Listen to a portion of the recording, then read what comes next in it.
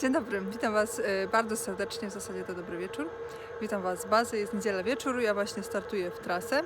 Mam załadowane rury, 23 tony rur, ale dzisiaj nie o tym, bo dzisiaj robię ciekawy test. Ciekawy test robimy w zasadzie, bo na dwa auta mamy tak, dwa Volva. Oba Volva, jedno i drugie. Kontynuując, czyli tak, obydwa w zasadzie bliźniacze zestawy, bo i to jest Volvo. 13-litrowy silnik, do tego 540 koni, tylko największa różnica jest taka, że to jest z manualną skrzynią biegów, a to, którym ja jadę, jest skrzynią automatyczną, iShift. Ładunki mamy takie same, 23 tony rur, tak jak powiedziałam, mam do tego jeszcze takie belki załadowane pod inne jeszcze rury. Taka sama ilość tych belek i u mnie, i w drugim zestawie. Naczepy są też w zasadzie dosyć bliźniacze. Moja jest troszeczkę starsza, no ale też są bardzo, bardzo podobne. Także wagowo będzie mniej więcej wszystko to samo. Także będzie to ciekawy eksperyment, bo dwa bliźniacze zestawy, można powiedzieć, tylko i wyłącznie inne skrzynie biegów. No i inni kierowcy, oczywiście.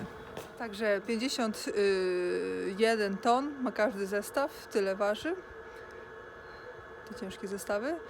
Także 51 ton, no załóżmy, że 51,5 z tymi belkami już. Tankujemy to samo paliwo, różnić nas będą w zasadzie opony. Moja owiewka u góry na dachu jest troszeczkę wyżej, jest inaczej postawiona z tych rzeczy, które robią różnicę w spalaniu. No reszta mniej więcej ta sama. I właśnie ja będę jechać tak swoim iShiftem, że nie będę w ogóle przechodzić na tą opcję Power pod góry. Nie będę mu redukować, będę po prostu w 100% opierać się na tej skrzyni biegów. W sensie, że nie będę ingerować w jej pracę. O właśnie, tak? Ona będzie chciała jechać, tak sobie będzie jechała. Mamy prawie że 1000 km do przejechania. Jedziemy A4 przez Drezno i tak dalej, tamtędy, także mamy trochę górek do pokonania. Będzie ciekawie. Sama jestem ciekawa tego, co ten test pokaże. Jaka będzie różnica. Ja szczerze powiedziawszy jestem średnio przekonana do tego iShifta na gabaryty. Znaczy tak, teraz to się zawaliście jeździ oczywiście, ale później jak przyjdą manewry ze śmigłami, tego się trochę boję, jak to będzie. Czy mi nie będzie tak troszeczkę szarpać, ale to się wszystko okaże. Także jedziemy się tankować i w trasę. Później jak się zatankujemy do pełna, wyzerujemy liczniki i w ogóle to też powiedzcie mi, jak jest dźwięk, bo wiem, że ostatnimi czasy nagrywam GoPro z podłączonym mikrofonem i wszyscy mówiliście mi, że dźwięk jest tylko na jedną stronę, bo ja w ogóle nie montuję na słuchawkach, więc nie zdawałam sobie z tego sprawy, że mamy tylko dźwięk w jednym uchu. Dzisiaj nagrywam pierwszy raz iPhone'em 10 X. No i zobaczymy, jak obraz i jak dźwięk teraz w ogóle przednią kamerą. No jak dźwięk przede wszystkim, ale dobra, jedziemy. No dobra, to kasujemy zegary. Ta Volvo ma przejechane 265 922 km. Zeruj pan. Drugą trasę tak samo. No i dobra. Coś tu zerowane? Tu jeszcze paliwo też skasujemy.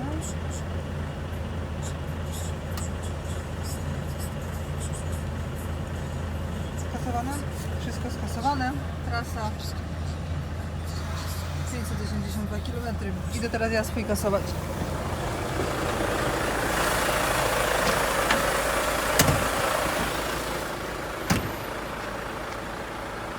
Rurki, takie rurki. Takie rurki. Zatankowaliśmy razem się. To samo paliwko.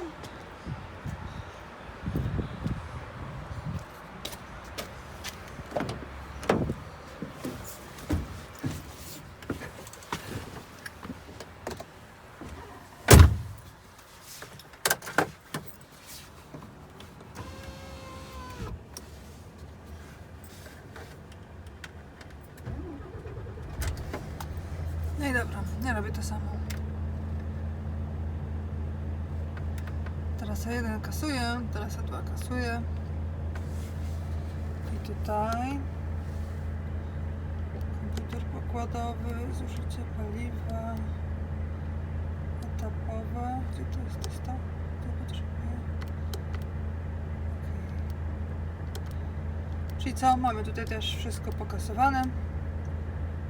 Dystans do opróżnienia zbiorników. Okay. I tak samo u mnie widzicie, że jest 582 km. Także od tego momentu zaczynamy test. Tak naprawdę to nie jest wyzwanie, tylko to jest test. Tak spadło mi z ciekawości, jak to będzie wyglądać. Tak mówiłam, cały czas jadę tylko na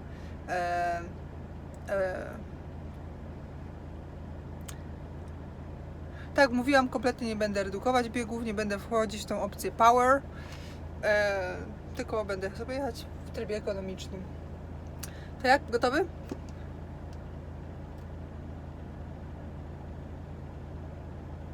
A wyjeżdżaj. To jedziemy.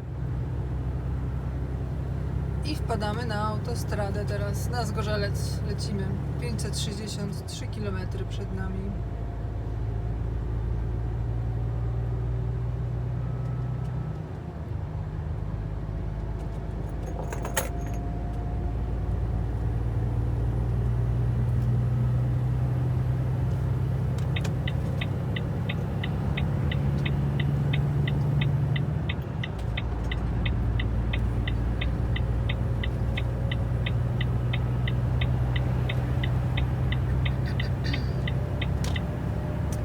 Ja sobie teraz włączam tempomat, inteligentny tempomat. Odległość sobie też ustawię, powiedzmy taką największą. No i teraz Volvo przejmuje kontrolę. Samo się rozpędza. Będziemy jechać z taką prędkością maksymalną 8,5 z góry. 200 km przejechane, ile ci pokazuje? 57 teraz średnie. A tobie? 56,3. Aha, no mi teraz 56 i spada tylko, 56,8 już i 7.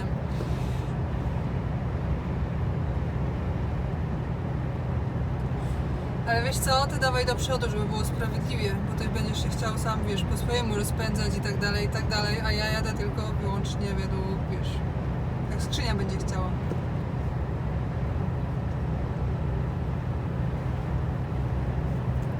Jedź.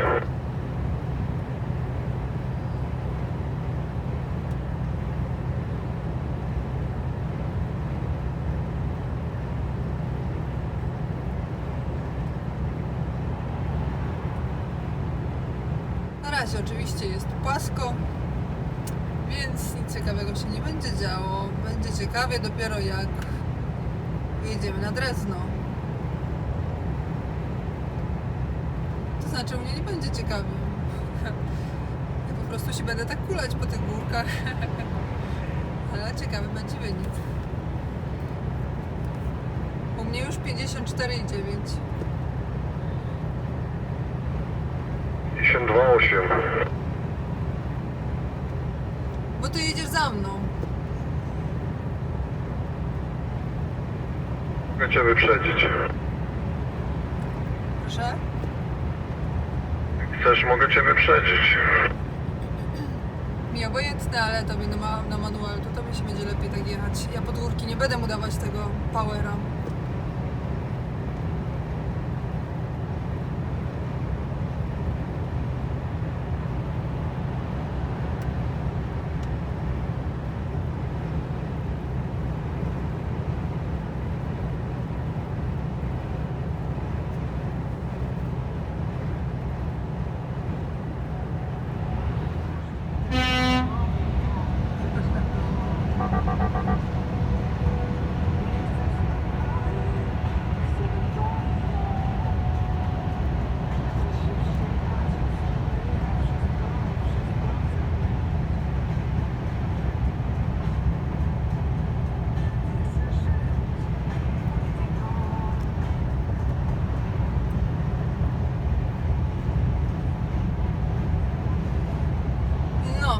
Zacznie się teren popisowy teraz do jazdy.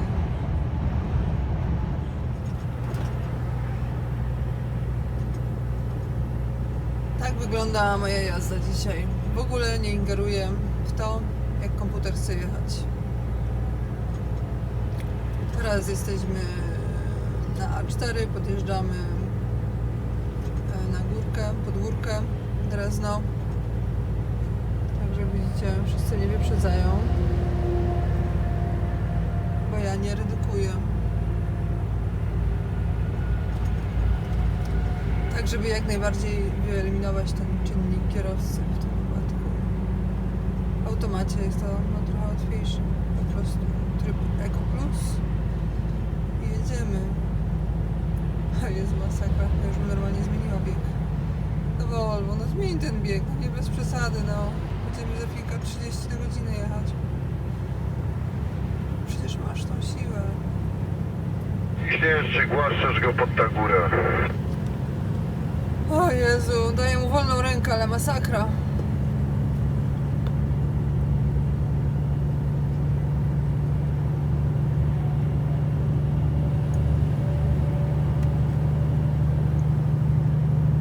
Dobra, już się zaczęło zbierać.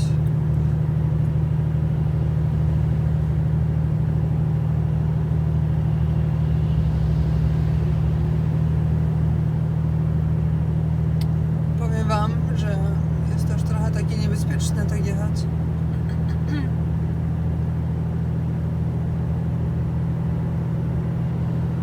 Zamulać.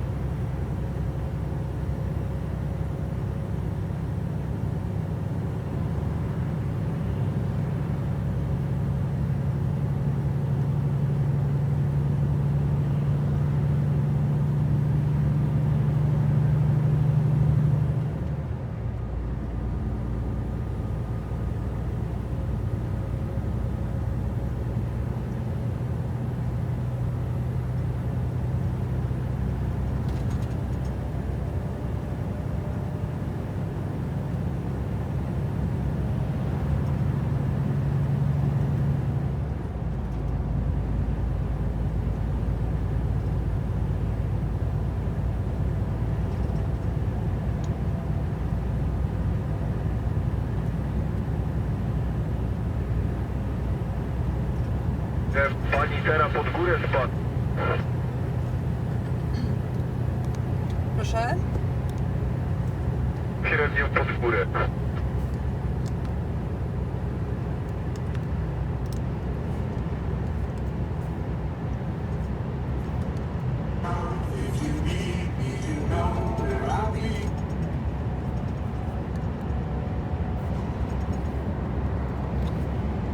A teraz mam 40,5.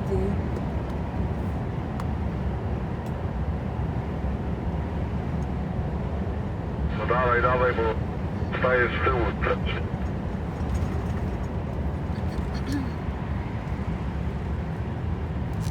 No raczej, a twoje jak?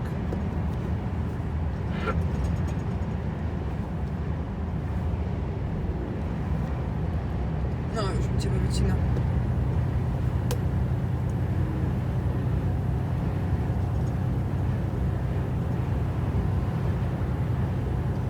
Mam ustawioną odległościówkę, tak widzicie, maksymalny odstęp dostępny, ale jest to tyle mądre urządzenie, że tak jak widzieliście, teraz ciężarówka mi dosyć przed nos zajechała, gdy mnie wyprzedziła, ale Volvo nie wyhamowało. Zauważyłam, że gdy wyprzedzają mnie ciężarówki, to tak bardzo delikatnie sobie zwalnia i pozwala im odejść, nie hamuje. Nie wyhamowuje mnie tak chamsko, ale no widzę, że inaczej reaguje na osobówki.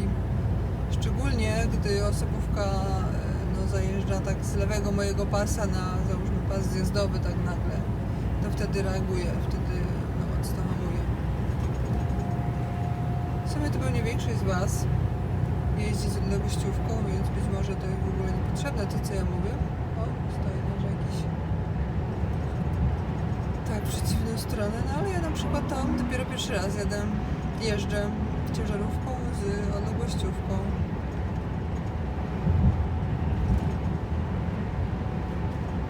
Widzicie teraz, gdy on się troszeczkę mamy z górki.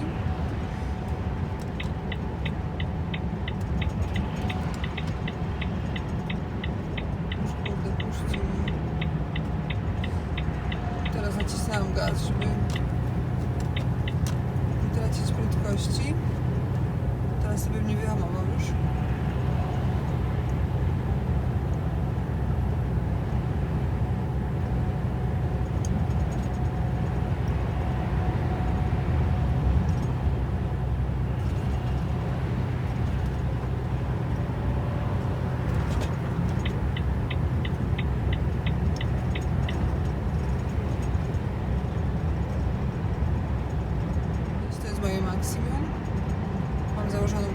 85 km na godzinę. Jak widzicie,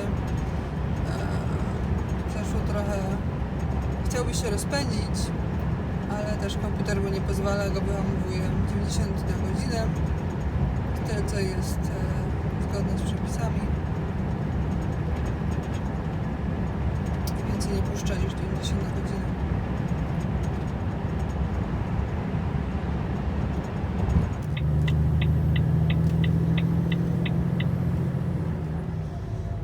Rozpędzanie wygląda tak.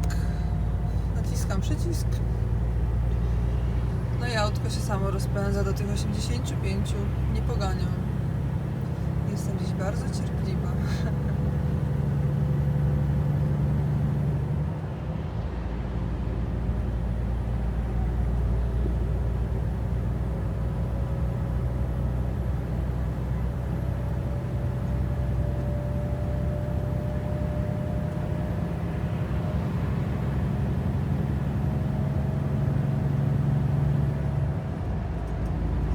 Bardzo spokojnie się rozpędza.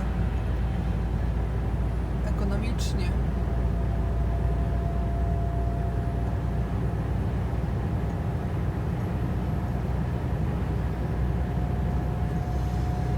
Ojejku, jeszcze 120 km do celu. Jakoś dzisiaj ciężko coś dojechać.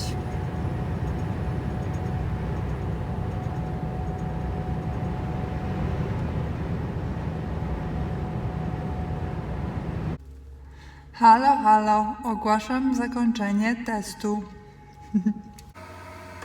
No dobrze, jesteśmy w Volvie manualnym.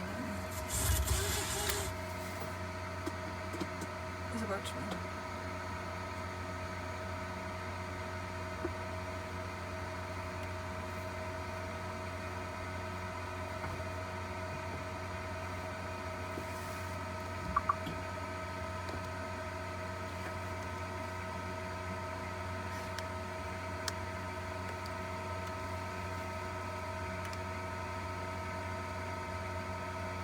...41 średnia, 71 km na godzinę, 588,2 km. I ile zużyło? Zużyło Volvo 235,5 litra paliwa. Przenosimy się teraz do iShifta. No i dobrze, teraz Volvo z iShiftem.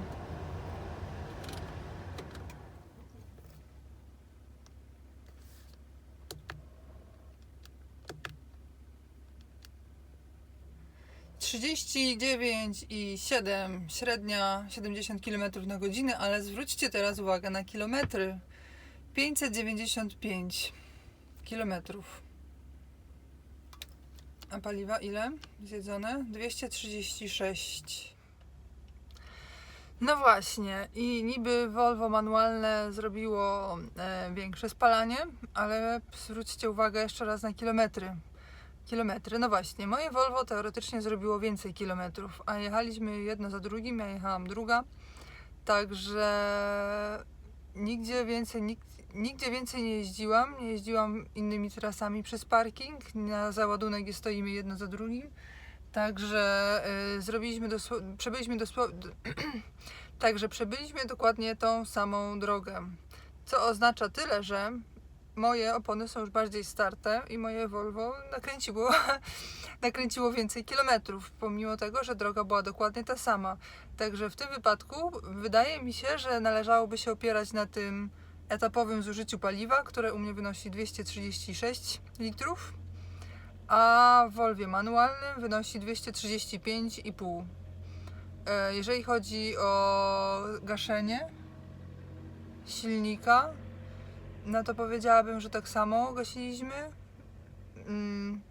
Żadno z nas tutaj nie ma w zwyczaju zaraz po zatrzymaniu się gaszenia auta tak od razu, jak to teraz w zasadzie wszędzie uczą, tylko zawsze jeszcze mamy w zwyczaju dać trochę czasu na to, żeby się turbina schłodziła. Także mniej więcej razem gasiliśmy, więc no jestem bardzo zaskoczona wynikiem. Spodziewałam się, ja obstawiałam, że Volvo z manualną skrzynią biegów zrobi lepsze spalanie, z tego względu, że ten rozładunku, ktoś mi tam macha, że się, znaczy ktoś na rozładunku sobie myśli, że ja sobie poprawiam fryzurę czy coś do telefonu. No w każdym razie spodziewałam się, że po prostu Volvem z manualną skrzynią biegów będzie można się fajnie rozpędzać i tak dalej, więc no właśnie, zwróćcie uwagę też na to, że ja tak no zamulałam dosyć pod górki, bo w ogóle nie integrowałam w pracę skrzyni biegów. Po prostu ustawiałam prędkość, odległościówkę i tyle, nic więcej, no ewentualnie jak trzeba było wyprzedzić, no to wtedy musiałam nacisnąć gaz, żeby mnie tam nie wyhamowywało. I tyle, nic więcej, także jestem zaskoczona. Jestem zaskoczona, bo wyszedł remis, de facto wyszedł remis. No. No. Ciekawostka, prawda? Tak mi strzeliło do głowy zrobić takie porównanie. Ale w zasadzie to jedziemy teraz na pusto 500 km znowu razem i później razem ładujemy dokładnie ten sam ładunek i ten sam ładunek, taki sam, w sensie taki sam ładunek i później jedziemy do Polski, więc może spróbujemy jeszcze dalej kontynuować test w takim razie i zobaczymy, jak się potwierdzi, czy się potwierdzi dalej, że jest remis.